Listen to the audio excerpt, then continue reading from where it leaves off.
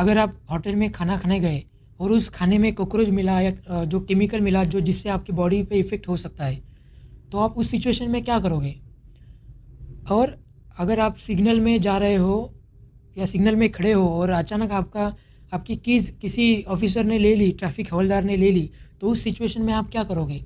और आगे जाके पुलिस ने आपसे ज़बरदस्ती गवाही ले ली, तो उस सिचुएशन में आप क्या करोगे? इमरजेंसी में जब कोई हॉस्पिटल में एडमिट होता है, मान लो आप ही हो गए और आपके पास तब पैसे नहीं है और आप वो जो पुलिस जो हॉस्पिटल वाले बोल रहे हैं कि पहले पैसे भरो फिर आपको एडमिट किया जाएगा, तो उस सिचुएशन में आप क्या करोगे? और ऑनलाइन आपने ऑर्डर किया एडिडास का शूज़ और आपको मिला एडिबास का शूज़, तो इन सब सिचुएशन में आप क्या करोगे? क्योंकि आप तो फंस जाओगे फिर। क्योंकि सोचो, आप सुबह उठे और आपको लैंडलॉर्ड का मैसेज आ गया, दोपहर को पुलिस वालों ने रोक लिया, शाम को आप खाना खाने गए तो ये कांड हो गया कि आपको खाने में वो सब मिलावट वाला खाना मिला। और आप लोग क्या सोचते हो फिर? कॉमन सिटीज़न, इंडियन सिटीज़न क्या सोचता है कि मेरी किस्मत ही ख़राब है, सिस्टम ही सब ऐसा हो गया है, हम क्या करें? तो बेसिकली सिस्टम कुछ हद तक वैसा ही है, लेकिन लॉ बहुत स्ट्रांग है।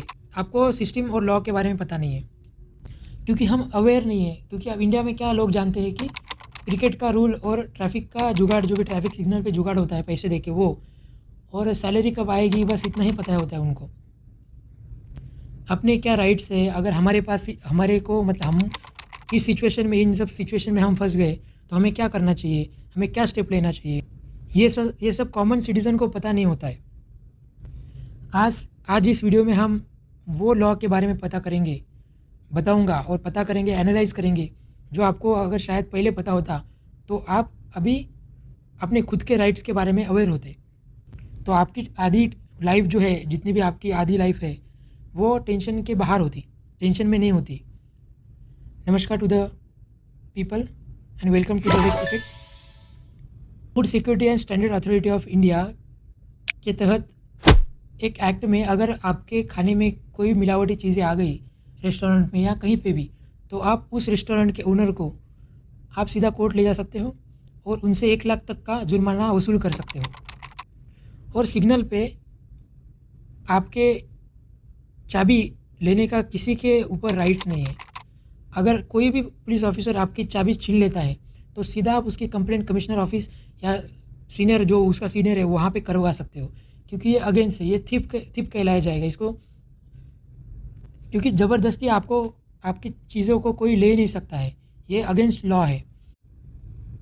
अगर मान लो आपका एक्सीडेंट हो गया और आप वो जो सिचुएशन मैंने बताई, तो लॉ क्या कहता है, आर्टिकल 21 जो लाइफ टू लिबर्टी और राइट टू लाइफ कहता है, इमरजेंसी सिचुएशन में कोई भी हॉस्पिटल आपको डिनाई नहीं कर सकता है कि आप पहले पैसे जमा करो फिर आपको ये मिलेगा, वो एडमिशन मिलेगा। ऐसा नहीं होता है, तब तक तो आदमी मर जाएगा, फिर क्या करेगा? तो ऐसा कोई करता है तो उसका लीगली आप एक्शन ले सकते हो।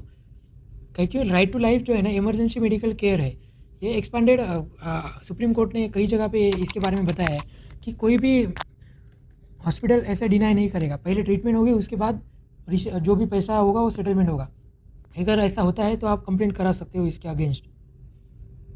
अगर आपको ऑनलाइन कुछ फ्रॉड हो गया, आपने ऑर्डर किया था कुछ और मिल गया दूसरा कुछ, तो कंज्यूमर प्रोटेक्शन एक्ट के तहत आप सेक्शन 2 और सेक्शन 2 के अंडर सब सेक्शन 9 के द्वारा आप कंज्यूमर राइट में अप्लाई कर सकते हो।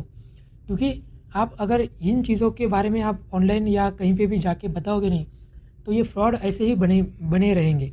तो इसके लिए ये सब सुविधा है, इसके एक्ट के तहत आप वहाँ पे अपना केस रजिस्टर करवा सकते हो। और कोई लैंडलॉर्ड किसी भी व्यक्ति को जो रह रहा है उनके घर में या कहीं पे भी, उसको फोर्सफुली नहीं निकाल सकता, क्योंकि इंडियन कॉन्ट्रैक्ट एक्ट के तहत और यहाँ पे भी आर्टिकल 21 जो राइट टू डिग्निफाइड लाइफ करके आर्टिकल 21 में भी आता है। आर्टिकल 21 में बहुत सारे राइट है, जैसे राइट टू लाइफ अभी हमने डिस्कस किया, वैसे ये भी राइट है। तो उसके अगेंस्ट आप इंडियन कॉन्ट्रैक्ट एक्ट के मतलब उसको रेफरेंस करके आप कोर्ट में जा सकते हो और उस जो लैंडलॉर्ड है आपका उसके अगेंस्ट केस फाइल कर सकते हो। क्योंकि हम इंडियन सिटीज़न हैं, हम एक कॉन्स्टिट्यूशन के अंदर हमें राइट दिए गए हैं, फंडामेंटल राइट जो भी पार्ट 2 के अंदर आता है इंडियन कॉन्स्टिट्यूशन में, वो फंडामेंटल राइट को लेके आपका अगर फंडामेंटल राइट ब्रीच होता है या कोई आपके डिग्निफाइड लाइफ को, डिग्निटी को ठोस पहुँचाता है, मतलब आपको मॉलेस्ट करता है, कुछ भी करता है, तो उसके अगेंस्ट आप कोर्ट में जा सकते हो।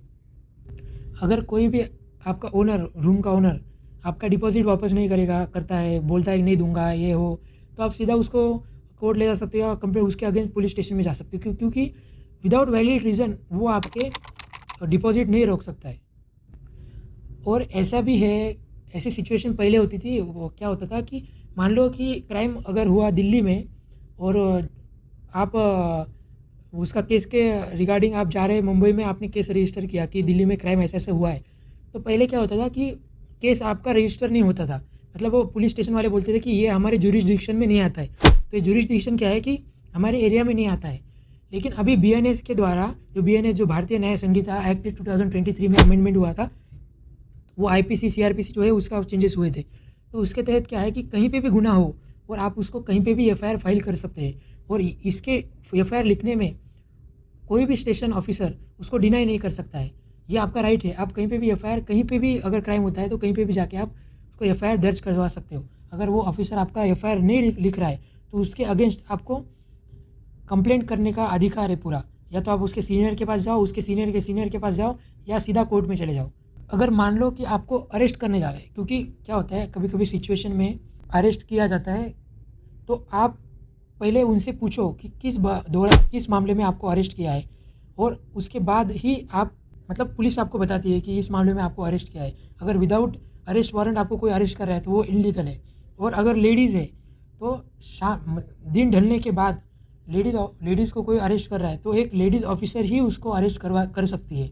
अगर कोई लेडीज़ ऑफिसर नहीं है तो ये इलीगल है, क्योंकि लेडीज़ ऑफिसर को ही राइट है किसी लेडीज़ को अरेस्ट करने के लिए। अगर ऐसा कुछ होता है तो सीधा सीनियर के साथ कंप्लेंट करना या कोर्ट में जा सकते हो, उसको इलीगल अरेस्ट माना जाता है। अगर ये सब छोटी छोटी लॉ आपको आते हैं या समझ रहे हैं, क्योंकि ये छोटे से लॉ है, हमको पता होना चाहिए, क्योंकि कब क्या सिचुएशन आ जाए ये कोई भी नहीं बता सकता सिवाय भगवान के। अगर आज का वीडियो आपको गलत चीज़ से बचाता है या थोड़ी बहुत चीज़ आपको समझाता है तो प्लीज़ इस चैनल को सब्सक्राइब करो।